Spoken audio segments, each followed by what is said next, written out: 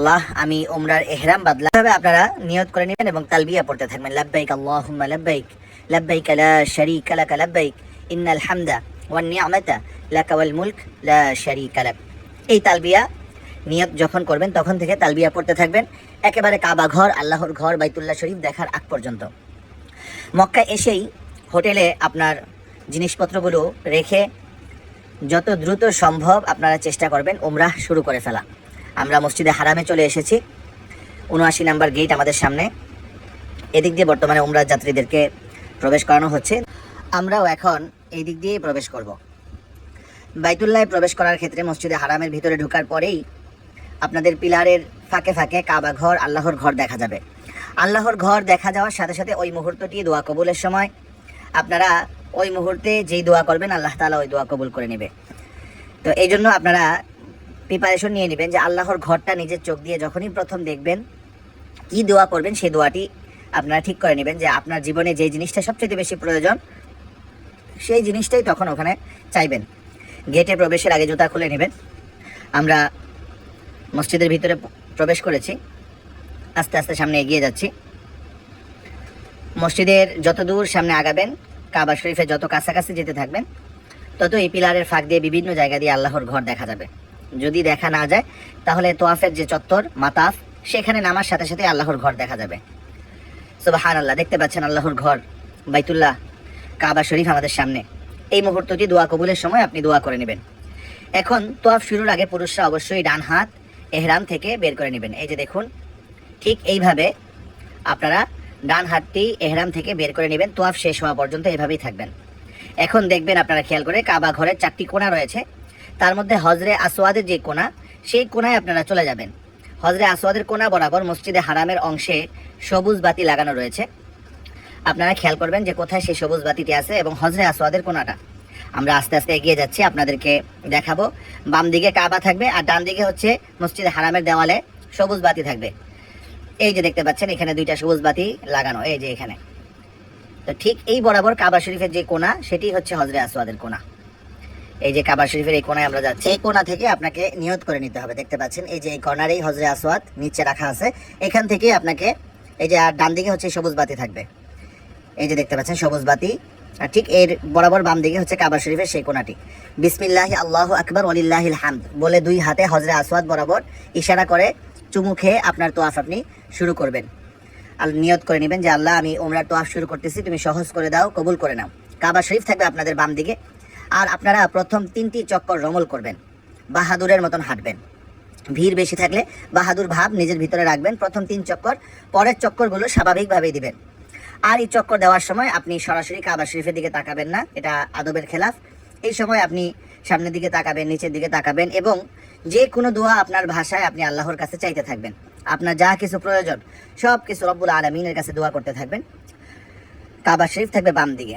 এক্ষেত্রে লক্ষণীয় বিষয় হচ্ছে যে কোণা থেকে তোয়াফ শুরু করেছিলেন তার আগের কোণা, অর্থাৎ রুকনে ইয়ামিনী বলা হয় যে কোণাটাকে, সেখান থেকে হজরে আসওয়াদের কোণা পর্যন্ত প্রতি চক্করেই আপনারা পড়বেন রব্বানা আতিনা ফিদ দুনিয়া হাসানাতাও ওয়া ফিল আখিরাতি হাসানাতাও ওয়া কিনা আযাবান নার। রাসূলুল্লাহ সাল্লাল্লাহু আলাইহি ওয়াসাল্লাম এই স্থানে এই দোয়াটি নিজে পাঠ করেছেন এবং সাহাবা ইকরামদেরকে শিখিয়েছেন। দেখাচ্ছিলাম এই কোণাটাই হচ্ছে হজরে আসওয়াদের আগের কোণা, রুকনে ইয়ামিনী। এই যে দেখতে পাচ্ছেন, ঠিক আমরা রুকনে ইয়ামিনীর সামনে রয়েছি। এই যে বাম দিকের এই কর্নার থেকে ডান দিকের কর্নার পর্যন্ত পুরাটাই হচ্ছে রব্বানা আতিনা ফিদ দুনিয়া হাসানাতাও ওয়া ফিল আখিরাতি হাসানাতাও ওয়া কিনা আযাবান নার। এইভাবে আপনি প্রতি চক্করেই হজরে আসওয়াদ পর্যন্ত এই দোয়াটুকু করবেন রুকনে ইয়ামিনী থেকে। এই যে আমরা আবারও হজরে আসওয়াদের কোণায় চলে এসেছি, আমাদের 1 চক্কর শেষ।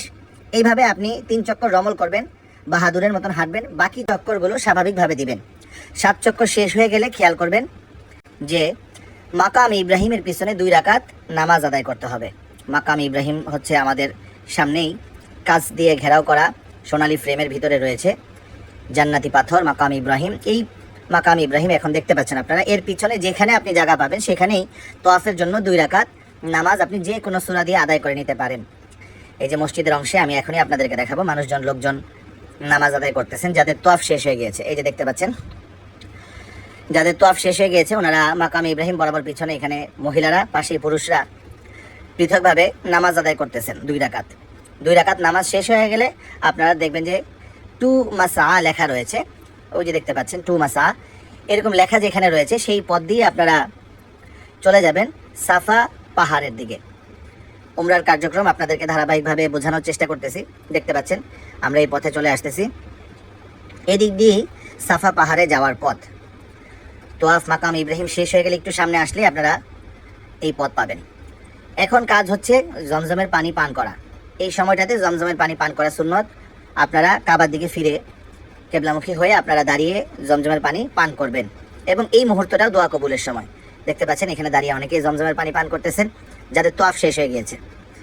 এখান থেকে আমরা সোজা চলে যাব সাফা পাহাড়ের দিকে। আপনারা এই সাইনগুলো একটু পরপর খেয়াল করবেন, তাহলে সহজে যেতে পারবেন। এই যে দেখতেছেন এখানে লেখা রয়েছে টু মাসা, সাই করার জায়গা।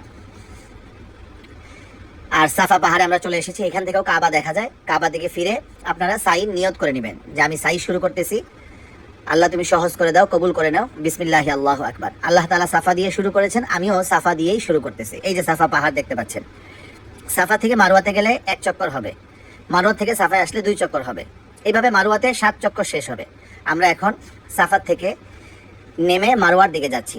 এখানে হজরতে হাজরা আলাইহিস সালাম যে স্থানটিতে দৌড় দিয়েছিলেন সেই স্থানটিতে পুরুষদেরকে দৌড় দিতে হয়, সাই করতে হয়। ওই জায়গাটুকু সবুজ বাতি লাগানো রয়েছে, পুরুষরা এখানে দৌড়াবে, মহিলারা দ্রুত হাঁটবে। আমাদের সামনেই হচ্ছে সেই সবুজ বাতি। সাফা থেকে মারওয়া যাওয়ার সময় এখানে দৌড়াতে হবে, মারওয়া থেকে সাফায় আসার সময় এই অংশটুকু দৌড়াতে হবে পুরুষদের জন্য।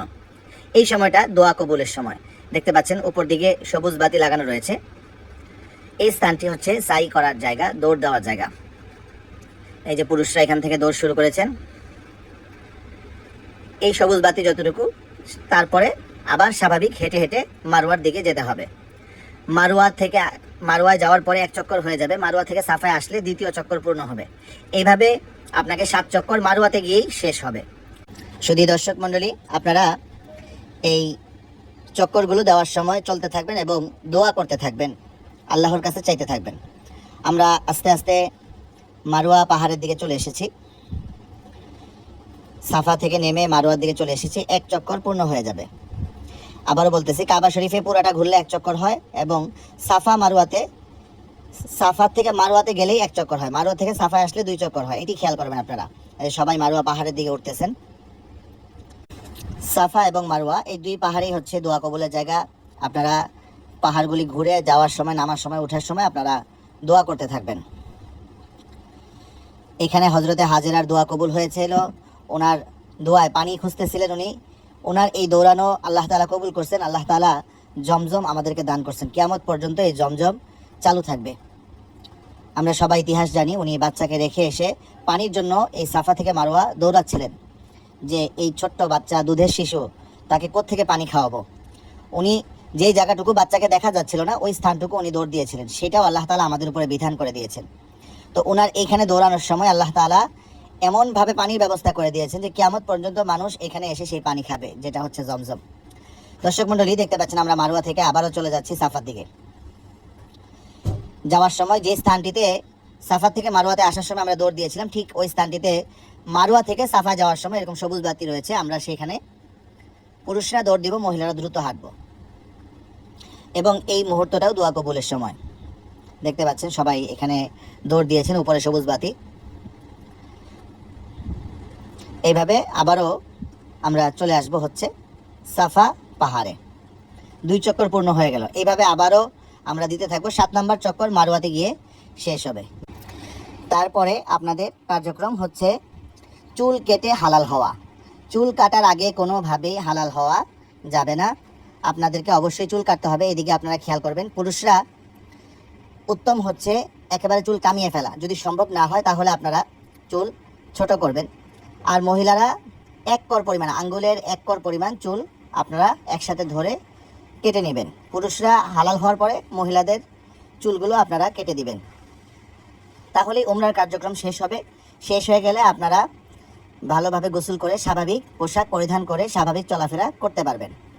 শুধু দর্শক মণ্ডলী, আমরা উমরার শুরু থেকে শেষ পর্যন্ত কোথায় কী আমল রয়েছে সংক্ষিপ্ত আকারে আপনাদেরকে দেখানোর চেষ্টা করলাম। আল্লাহ তাআলা সবাইকে উমরা এবং হজে আসার তৌফিক দান করেন। আমিন। আসসালামু আলাইকুম ওয়া রাহমাতুল্লাহি ওয়া বারাকাতুহু।